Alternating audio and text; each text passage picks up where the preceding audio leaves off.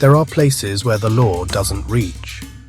Even cops hesitate, knowing that stepping across that line means entering a different world. It's a reminder that state power has its limits. These no-go zones are often marked by unspoken understanding, representing a break in the social contract. Here, the state's authority vanishes. Government buildings stand abandoned, symbols of a power that has receded. Into that void, another power takes over, operating outside the law. Criminal organizations and gangs step in, becoming the de facto authority. They enforce their own rules, often with a brutality that the state would never condone. They provide order built on fear and force. The borders aren't marked, but everyone knows where they are. It's felt in the absence of police, a constant reminder of the power that holds sway. For residents, the government is distant. Their lives are dictated by the local gang leader. Places like Rio's favelas or Mexico City's Tepito are complex ecosystems, operating under a parallel system of rules. Criminal groups act as shadow states. These groups provide services that the state has failed to deliver and enforce their own brand of justice. They are filling the void left by the state. To understand these zones, look past the headlines. See the intricate systems of control that define daily life. Order is imposed by those who rule from the shadows, far beyond the reach of the law. A no-go zone is where the state's control has collapsed and criminal organizations rule. Police can't enter safely. Their presence is rare and often met with violence. These aren't just high crime areas. They're territories with their own rulers, laws, and economies. In Rio, major factions like Comando Vermelho and Amigos dos Amigos control entire favelas, operating as paramilitary organizations. Their power is built on military-grade weapons, drug networks, and community integration. Tepito in Mexico City is another example, a market and neighborhood run by local cartels where police are nearly absent. The real authority lies with families and criminal bosses who arbitrate disputes and control commerce. These zones emerge from government neglect, poverty, and the lure of illicit profits. Criminal groups fill the vacuum, becoming the de facto government and creating a world apart. This is the essence of a no-go zone, a hidden state within a state. In Rio's favelas, gangs operate like governments. They have strict hierarchies, levy taxes, and control utilities, creating deep dependency among residents. Their rules, the ley do tráfico, are enforced with brutal efficiency. Crimes that attract police are forbidden, and punishment is swift. Gang leaders act as judge, jury, and executioner, often delivering justice faster than the state. Curfews are imposed during conflicts, communicated quickly, and obeyed without question. The silence during these times is a stark reminder of who's in charge. Some leaders play the role of benefactor, distributing food or sponsoring events to build loyalty. These acts foster dependence and discourage cooperation with police. The gang isn't just an occupying force, it's woven into daily life, blurring the line between oppressor and provider. Residents adapt, surviving within a system where the gang's authority is absolute. In these favelas, the shadow state is the only state that matters. Tepito runs on a strict code, loyalty to the neighborhood, and silence above all. Snitching is the ultimate betrayal, punished by exile or death. This insularity has made Tepito a semi-autonomous zone for decades. Its economy is vast and illicit, managed by powerful families and groups like La Unión Tepito. They control the market, collect fees and regulate trade, acting as both employer and enforcer.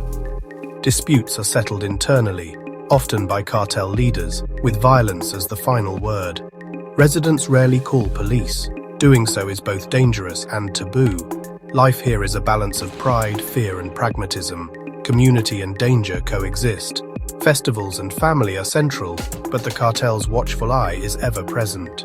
Everyone knows the boundaries and who holds power. Survival depends on respecting the code and understanding the unwritten rules. Tepito's order is maintained by its own, not by the state. For residents, life in a no-go zone is a daily calculation of risk. Even simple errands require assessing which streets are safe and reading subtle warning signs. The constant threat of violence shapes everyone, especially children, who learn to recognize gunfire and seek cover instinctively. The psychological toll is immense. Fear and limited opportunity become invisible barriers. Yet, life persists. People marry, raise families, and find moments of joy. Churches and community centers offer rare sanctuaries and hope. Social networks are vital for sharing information and support. Residents learn to be discreet and show deference to gang members, not out of complicity, but survival. Navigating these rules is essential when the state is absent. Adaptation is the only way to endure in a world ruled by the shadow state. In no-go zones, survival skills are learned on the streets from a young age. Children mature quickly, aware of dangers lurking around every corner. The greatest danger is often being caught in the crossfire between rival gangs or during police operations. The sound of gunfire becomes commonplace. To protect their families, residents often keep their children indoors, limiting their movement, especially after dark. The simple act of going outside becomes a calculated risk. Residents must carefully observe the gang's rules, a complex code of conduct enforced with brutal efficiency. Disobeying these rules can have devastating consequences. The price of survival is constant vigilance. Economic survival is tied to the criminal ecosystem. Legitimate jobs are scarce, and the promise of a better future seems distant. Faced with few other options, many turn to the illicit economy out of necessity to provide for their families. Some sell drugs, risking their lives for a meager income. Others rent out space for contraband, turning their homes into temporary storage facilities. These are choices made from desperation, the product of a system that has failed to provide basic necessities. Accessing public services is fraught with risk. Even seeking medical attention can be a dangerous undertaking. Ambulances and fire trucks may not enter without a police escort, a stark reminder of the lack of security. Schools frequently close during conflicts, leaving children without access to education and vulnerable to exploitation. This disruption of education deepens dependence on the gang, as young people are lured into a life of crime. Every aspect of life is shaped by the need to adapt to the gang's authority.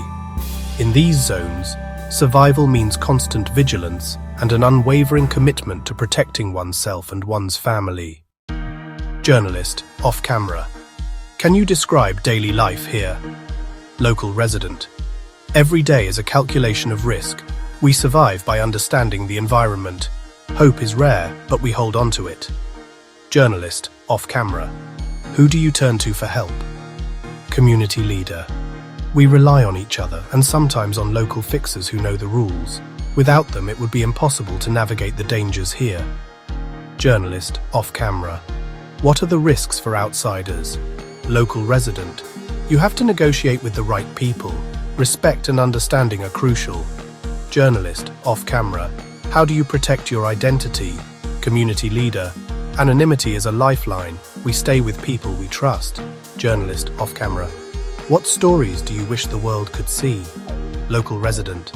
We want people to see our resilience, not just the violence. We support each other, and our stories deserve to be told. In a dimly lit room, a journalist sits across from a gang leader, tension thick in the air. Journalist, off camera. How do you maintain order in your territory? What rules do you enforce? Gang leader. Our power is visible in our armed enforcers, young men patrolling streets and rooftops. Their presence is a constant reminder of who's in control. Gang leader. Discipline is strict. Any infraction is punished harshly to maintain order. The same efficiency applies to community justice. Accused residents face swift, often brutal verdicts from us. Journalist, off camera. Do you enforce other rules beyond violence? Gang leader. We also enforce traditional norms, banning certain behaviors to appear as protectors of community values. This wins passive consent from residents, who may tolerate our rule for the sake of stability. Journalist, off camera. How does this affect daily life for residents? Resident. The result is a predictable, if dangerous, environment. Residents know the rules and consequences. Paradoxically, petty crime is often lower here than in state-policed areas. Order is maintained through fear, not freedom. Resident. In these zones, peace comes at the price of living under the gun. In a community centre, a journalist interviews local women asking, "What is it like to be a woman here?" One woman answers, "We are the backbone. We manage households and keep our families safe." Another adds, "We run support networks and try to create stability." The journalist asks, "Have you ever felt forced into difficult choices?" An older woman says, "Many of us become community leaders advocating for peace. Our courage is vital." A woman smiles, "We refuse to give up on our families. We are the unheralded guardians of hope." Another adds, "Our resilience sustains the community. We hold on to hope, even when it's hard." I'm with Officer Silver to discuss law enforcement challenges in no-go zones. What makes policing these areas so difficult? Officer Silver, full-scale invasions are rare, too costly. The terrain favors defenders. Officer Silver, we often settle for containment, setting up checkpoints. This leaves residents inside to fend for themselves.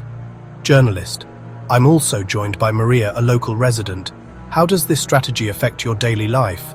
Maria, we feel abandoned. Gangs often return, reclaiming lost ground. We're left to survive between two worlds.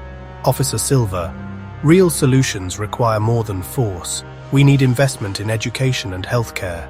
But even in the hardest places, hope endures. Communities rise, children play, and neighbors support each other. Change is possible when we learn, share, and stand together. The future is built on resilience and unity. Learn, share, support change. Please subscribe to the channel for more content.